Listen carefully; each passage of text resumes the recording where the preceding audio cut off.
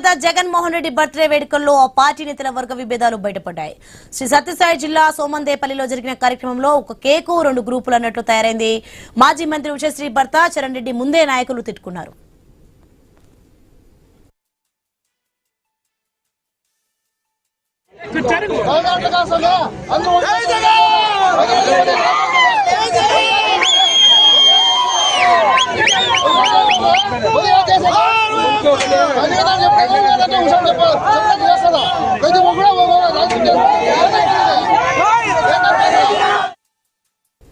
Somandepalli MPP తనయుడు ఉప సర్పంచ్ వేణు వర్గం ఓవైపు, ZPTC Ashok, party convener Gajendra, Imam Vali వర్గం ఇంకోవైపు జన్మదిన వేడుకలకు ఏర్పాట్లు చేశారు.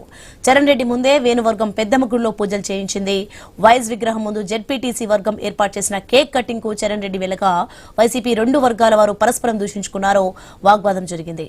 చరణ్ రెడ్డి సరిది చెప్పడానికి ప్రయత్నించినా ఎవరూ తగ్గలేదు. దీంతో తూతూ మంత్రంగా 2 కేకులు కట్ చేసి ఆయన వెళ్లిపోయారు. రైట్, ఇదే అంశానికి సంబంధించి మరింత సమాచారం మా ప్రతినిధి రామాంజనేయులు అందిస్తారు. ఎస్ రామాంజనేయులు, జగన్ బర్త్డే వేడుకలో అయితే వైసీపీ నేతల విభేదాలు అయితే బయటపడేట్టుగా తెలుస్తోంది. దీనికి సంబంధించిన డీటెయిల్స్ ఏంటి?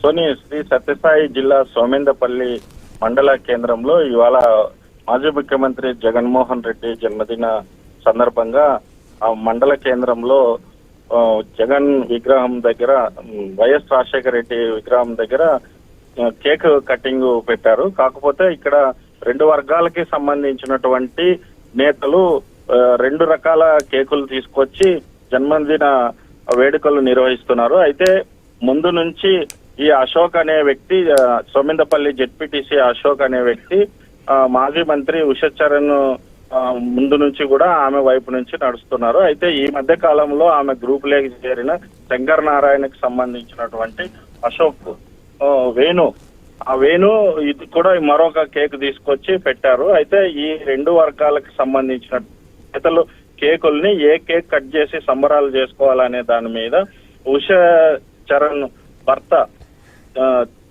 చరణ్ వచ్చేసి అక్కడ సందిగ్ధంలో పడ్డారు. అయితే ప్రస్తుతానికి ఆయన ముందు నుంచి మాతో నడుస్తున్నాము, అయినప్పటికీ కూడా మా కేక్ కట్ చేయకోకుండా నిన్నలే మన గ్రూప్ లేకి వచ్చినటువంటి వేణు కేక్ కట్ చేయడం పట్ల వాళ్ళు అసంతృప్తి వ్యక్తం చేశారు. ముందు నుంచి ఈ 2 వర్గాలకి కూడా అంతర్గత విభేదాలు ఉన్నాయి. మరి ఆధిపత్య పోరు కూడా చాలా రోజుల నుంచి కూడా కొనసాగుతుంది. ఈ మధ్యలోనే కేక్ కటింగ్ తర్వాత మరి ఇద్దరు వాదోపవాదాలు చేసుకున్నారు. ఇలా ఉంటే పార్టీని భవిష్యత్తులో ఎప్పుడు అధికారంలోకి వచ్చాకైతే అవకాశం లేదు. మరి సమన్వయంతో పాటించాల్సినటువంటి ఇక నాయకులు ఈ రకంగా వర్గ పోరుతో కొట్టుకోవడం పట్ల అక్కడ ఉన్నటువంటి కార్యకర్తలు కూడా ఆశ్చర్యానికి గురయ్యారు. Right, thank you Ramanjaneyulu.